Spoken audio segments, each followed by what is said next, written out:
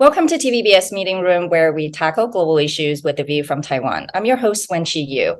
In a recently leaked Pentagon assessment of Taiwan's military as unlikely to thwart Chinese mainland military air superiority in a cross-strait conflict, highlights the weaknesses of Taiwan's air defense. So today, our guest is Ing-wen Kanapathy, a former White House National Security Council official who was posted in Taiwan as the U.S. military attaché. Ing-wen was a naval flight officer, a Top Gun instructor, and was deployed to the Middle East 5 times. Thank you for your service, and welcome, Ing-wen. Thanks. It's great to be here, Wen-Chi. So, is Taiwan prepared for a conflict? I think that today, and really for a long time, Taiwan has been and continues to be prepared for a conflict. I think the concern that a lot of folks, including myself, but other folks in Washington have, is whether Taiwan will continue to be prepared as China continues to build new capabilities. So it's the new capabilities that worry Washington, D.C. In other words, Taiwan also needs to build up its own new capabilities. Is that right? That's right. So you've probably heard several American officials talk about different timelines, but I think the sum of the comments from U.S. government analysis is that towards the end of this decade, China will really have an ability to attack and take over Taiwan if they so choose to execute it. And the real question is Taiwan going to build the capabilities to counter that and prevent that from happening? Well, in that vein of thought, some in Washington, D.C. also worry about the Ukraine-Russia war for depleting U.S. ammunition stockpiles. And of course, that will impact military supply to Taiwan. And a recent Taiwan news report revealed that U.S.-Taiwan may jointly produce drones and ammunition. What does all that mean? Yeah, I think, nobody knows what Xi Jinping's timeline and if for sure that he's going to do something. But I think most people feel that there hopefully at least are a couple years of hard work that can be accomplished to fix some of these problems we've seen that the Ukraine war has exposed in our own defense industrial base capacity, both the United States and probably also in Taiwan. The number of munitions that Taiwan has on island is extremely insufficient. It's way below the numbers required to even hold off, a future PLA attempt to take Taiwan. But so it's quite critical that Taiwan, in cooperation with the United States and hopefully other countries, build up its supply of critical munitions to defend. So does that mean you would advocate for more arms sales to Taiwan in the near future? Yeah, I mean, for example, I think, on the U.S. side, we've thus far failed to deliver, for example, the Stinger, shoulder launch missile to Taiwan, which I was involved in some of these decisions to provide arms, but we decided to sell 250. I think Taiwan requested many years ago in 2015, another 250 when I was at the White House in 2019, I believe. But really, even 500 is probably not enough. And so we need to be increasing numbers of maybe not necessarily that munition, but things like that can really help deny the ability of the People's Liberation Army to establish itself, on Taiwan. Well, to the extent that you can, since there's always, the number that or the equipments that Taiwan would like to request vis-a-vis what the U.S. would provide or sell. What was the decision-making process like? So I think historically, definitely before the Ukraine war, the Taiwan military was a little too focused on platforms, large platforms. The United States would prefer that Taiwan focus on more munitions. I think the Ukraine war has borne out, I think, the U.S. view quite strongly. And when you look at a scenario in the environment that Taiwan sits in, large platforms, and when I say platforms, I mean sort of big naval vessels and aircraft, manned aircraft, fighter planes, transport aircraft, those are extremely vulnerable and not likely to survive for very long. And so sort of ground-based and maybe coastal-based munitions are probably a smarter purchase from a cost-effectiveness standpoint. And I think since Ukraine, Taiwan is starting to align more with that view. Well, you obviously know Taiwan's defense really well, and were posted from 2014 to 2017 at AIT as the military attaché. And you recently visited Taiwan with the think tank, Global Taiwan Institute. Any thoughts you'd like to share from that trip? And has anything changed from, the last trip and the time you were posted in Taipei? Yeah, no, I'm increasingly optimistic, I think, about Taiwan. And I can tell you that there were a lot of questions that Washington had, and quite frankly, I myself had when I lived in Taiwan from 2014 to 17 about, that question, that unanswerable question of what is Taiwan's will to fight, right? What is the Taiwanese people's will to fight? Because really that's a critical part of how long, Taiwan would survive. And if you look at what happened in Ukraine, I think the whole world, except for the Ukrainians, thought that they would collapse in a matter of days. But I think largely because they had a will to fight, that's not what happened. And they're still fighting, if not, starting to win the war, 13, 14 months later. And my view of observations in Taiwan is that, especially the younger generations in Taiwan, increasingly are vocal, displaying, and actually taking actions like grassroots types of civil preparedness organizations. You see that folks really do have a will to defend, the way of life that they have now in Taiwan. And do you think that level of will or willingness to fight needs to almost be elevated to the level of Israel's? Because there's a lot of debate how Taiwan should be militarized like Israel. What is your view on that? So I think Taiwan could do more. I support what President Tsai did with re-extending conscription. When I lived there, conscription was a year. It went down, and now it's gone back up to a year, right? And I understand that was by popular demand that it was reduced. But again, it seems like the polling indicates that most Taiwanese support bringing it back to 1 year. The most important question, though, of course, is whether the training that recruits are put through during that, whether it's 4 months or whether it's 12 months, is quality training or not. And that will require some investment on Taiwan's part. I mean, nothing comes for free. And, Taiwan through the legislative yuan will have to devote some resources, because if folks, if young people go into this, whether it's 4 months or 12 months, and come out of it having felt that they haven't learned something, they're not better prepared, or they've been wasting their time, then it doesn't matter how long conscription is, right? It's really more about the quality than the duration. Yeah, and in Taiwan, I'm sure you're aware of, there's also another school of thought, which is this kind of preparedness is almost, is a way to provoke China by strengthening defense and more or less, being more aligned with the U.S. side.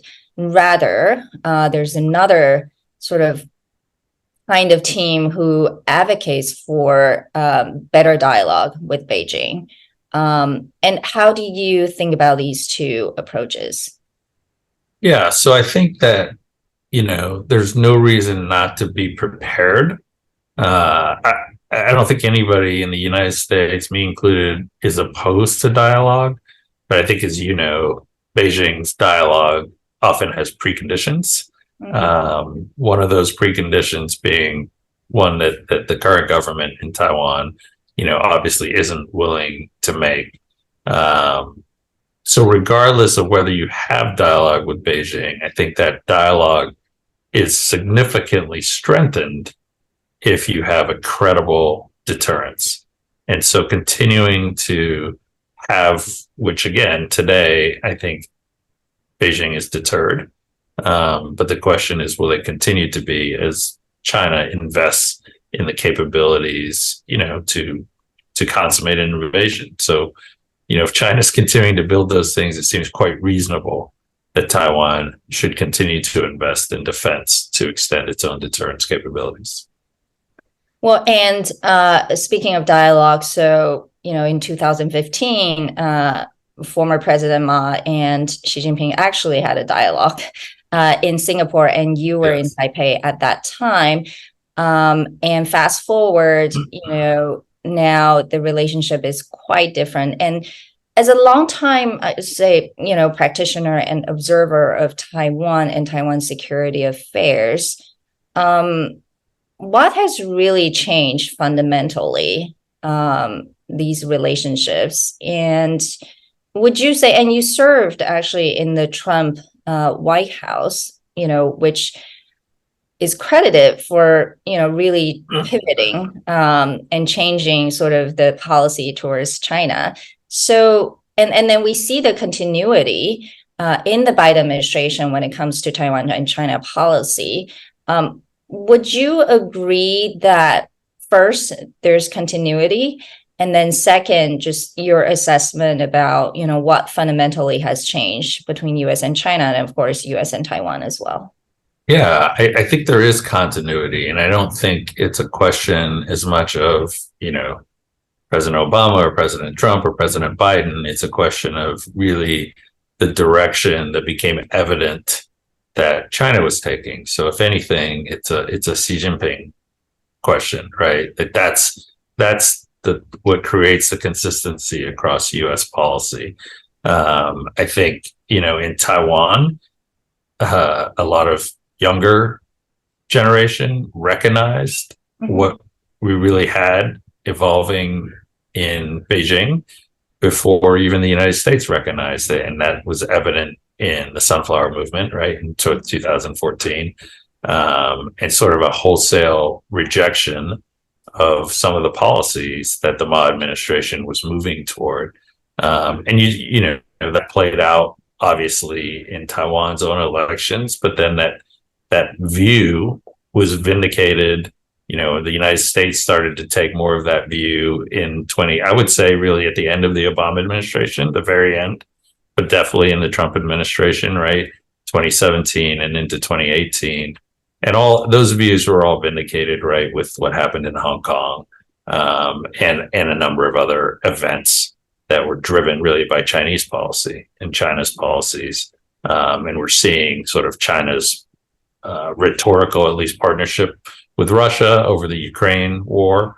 And that has really, I think, pushed general consensus far to the side that we really need to be prepared and deterring against aggression from Xi Jinping and the People's Republic of China. Well, given that this particular argument that it's China that's making the move and becoming more aggressive, so there's also some advocacy around whether the U.S. should continue to have this strategic ambiguity policy. And you actually have argued that Taiwan doesn't need a formal U.S. security guarantee, and that maintaining strategic ambiguity is a better U.S. policy. Can you elaborate on that? Yeah, sure. It's a question of implementation of the policy. So I think where we sit today is actually a pretty good place. In other words, where President Biden has been asked, quite directly, and I think at least the last time he was asked, quite clear in his response, and hopefully, nobody in his administration was going to contradict that. And I think the last time we did finally arrive, that his answer was yes, he is going to send the U.S. military to help defend Taiwan. I think leaving at that is a good place. Going further, however, the White House has come out to clear and say, well, the one China policy hasn't changed, and yeah. No, that's right. And that's right. So the one China policy is separate and distinct, I think, from strategic ambiguity. And so I think there was a policy change, and President Biden articulated and said, yes, it is my intent, as the commander in chief, to do that. Now, that's still not quite full strategic clarity, meaning it's not the same as a defense treaty, right? But it certainly was not ambiguity either. I agree. No, I agree. It's probably not ambiguity. I think some of that ambiguity has gone away, but I think in a good way. But I think moving further, for example, toward a formal declaration or defense treaty, just creates a lot of questions and problems that we don't need to encounter. For example, what becomes the status of Jinmen Masu would be one question. And then would you have to put a clause in? He was asked the question is how Biden was asked how he would respond to China aggression or Chinese attack, right? Obviously, there's always this conditional caveat of, well, what if Taiwan declares independence or does something provocative? And then everyone in Washington generally says, well, then that's all bets are off. Then the U.S. doesn't have to help Taiwan, right? And so how do you write that into a treaty in a normal fashion? I think that's becomes a challenge also. And so I think where we sit right now, and hopefully the next president would answer the question the same way that President Biden did. I would encourage the next president to do the same. And that type of clarity is what I would advocate for you. Just a verbal clarity. Yeah, so it's almost like everyone believes the U.S. will intervene, and that in and of itself is enough to deter without changing anything formally. Well, it is because even I think a piece of paper or even what the president says, I think one of the problems he has is for the United States is we have to be able to credibly back it up. Yes. And we may not quite be there at this moment in time. And also the United States needs to readjust its posture, develop new weapons, deploy new weapons, probably increase our own defense spending in order to more credibly be in a position to execute like he promises. Well, going beyond Taiwan, obviously the Indo-Pacific region, we've seen a lot of strengthening of defense with our allies, some from Japan and Australia to the Philippines. Obviously, a stronger U.S. security alliance in the region serves to deter China from invading Taiwan. But China, is also beefing up its PLA modernization. So, just with this kind of military buildup, are you worried about any incident? Yeah, I think we have to be concerned about incidents, at sea or in the air. And I think, the United States is generally quite careful and tries to be professional. The PLA has obviously in the last year or two had several incidents, both with the United States, but also with some U.S. allies, Australia, I believe, Canada, that really raised some questions about their overall intentions. These things could cause accidents, which could obviously be escalatory. Taiwan, I think in particular, needs to be quite careful and not put themselves in a situation where in some ways I would suggest that the PLA might be setting up a trap, right, in order to prove a point.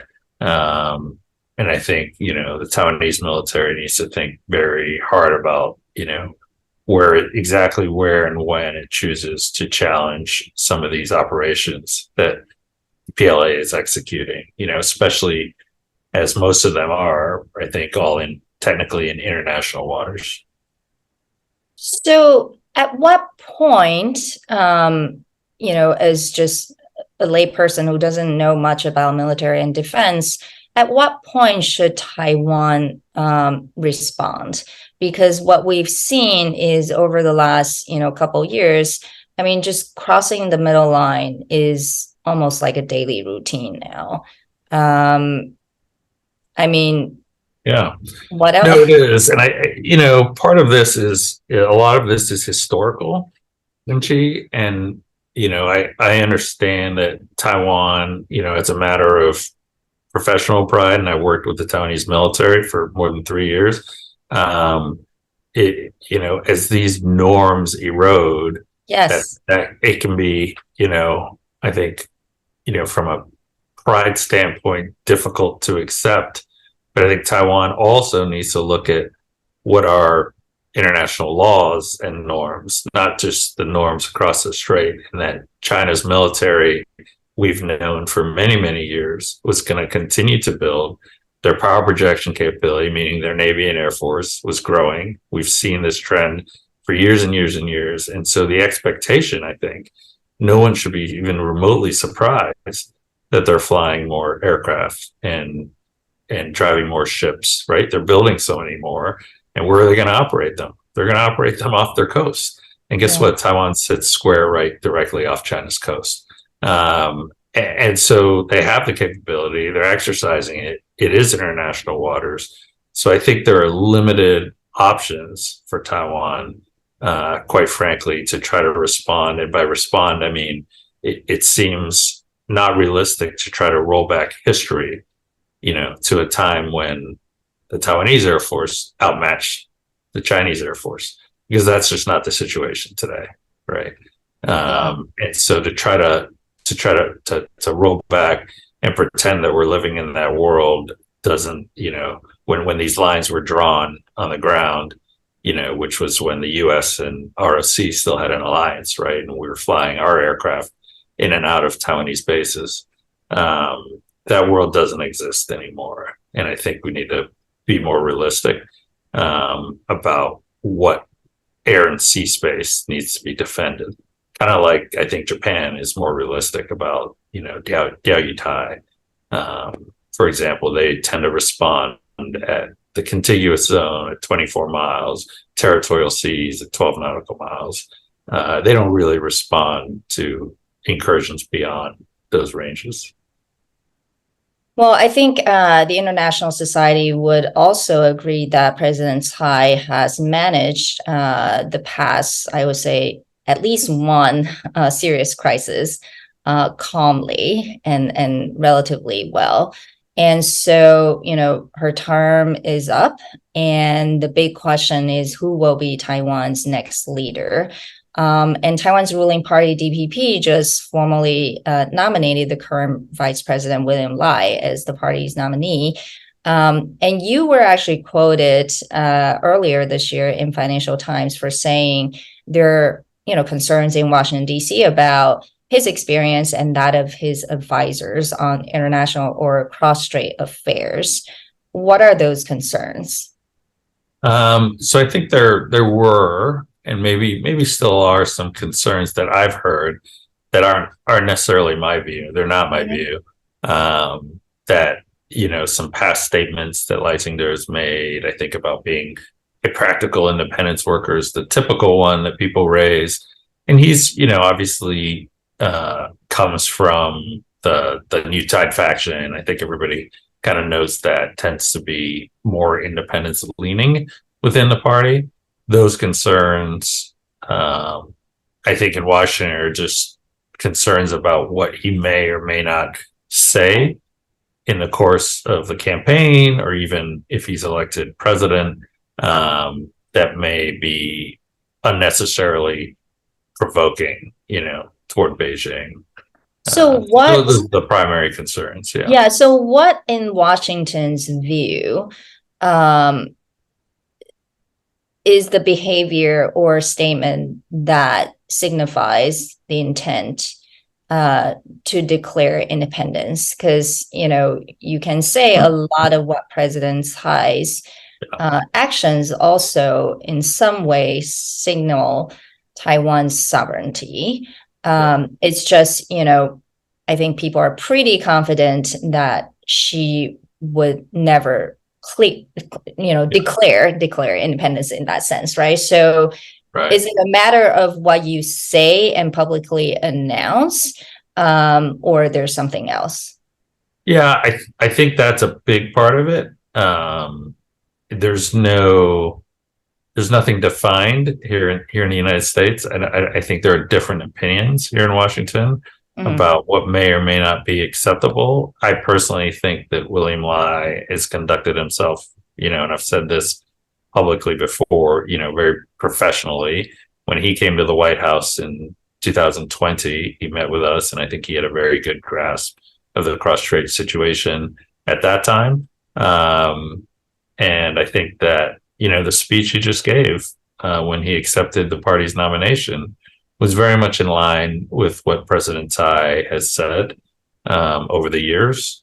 And I think his intention is to continue, to articulate a very similar, if not the exact same, cross-strait policy that President Tsai Ing-wen has, I think, very successfully managed over the past few years. And I think if that's the case, then Washington probably doesn't have a lot to worry about. And so, let's say if he were to become Taiwan's next president, do you think a cross-strait dialogue is possible? And will the U.S. play any role in facilitating such dialogue? Yeah, so anything's possible, but I don't think it's likely, and that's because of Beijing. I don't think Beijing will want to engage with the DPP, frankly. I think they'll continue to hold that line after this election. The U.S. will continue to just encourage both sides of the strait to have dialogue, as we've done in the past, but we won't serve.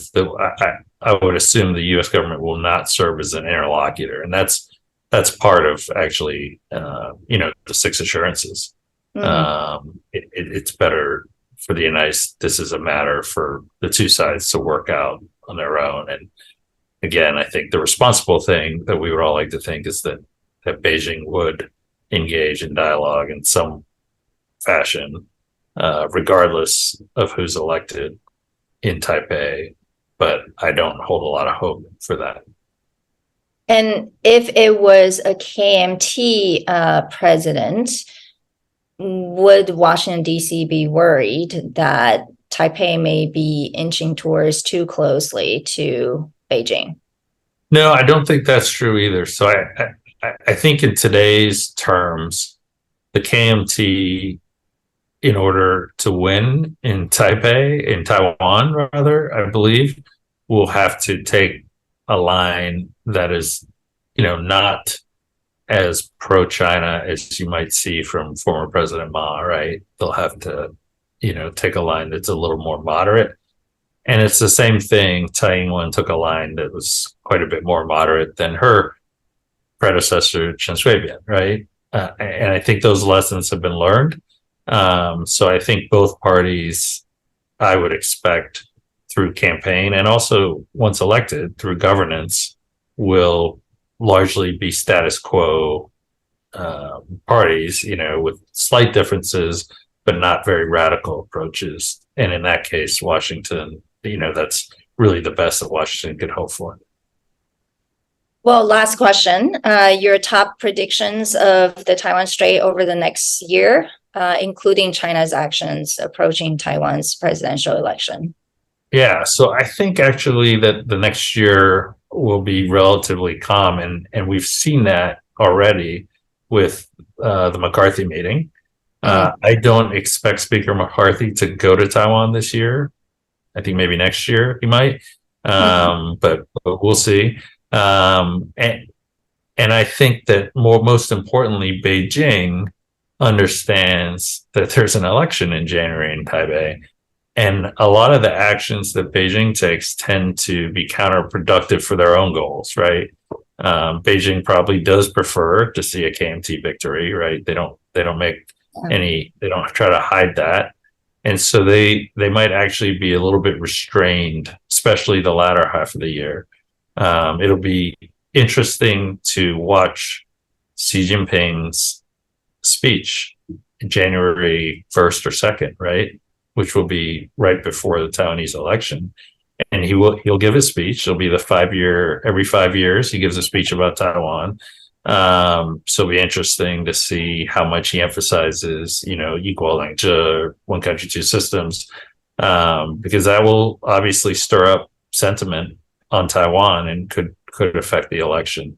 But I think overall, things will be relatively calm. One, because Beijing understands the election, but two, also because China, as you've seen, is really trying to re-engage with the world from an economic standpoint.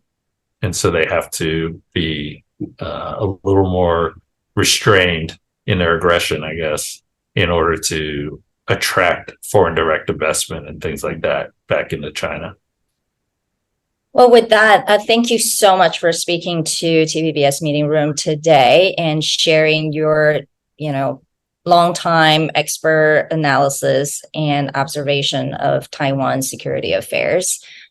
Take care. Thanks so much, Munchi. Great to be with you today. Yeah, thank you. I thought that was great. Right on time, too.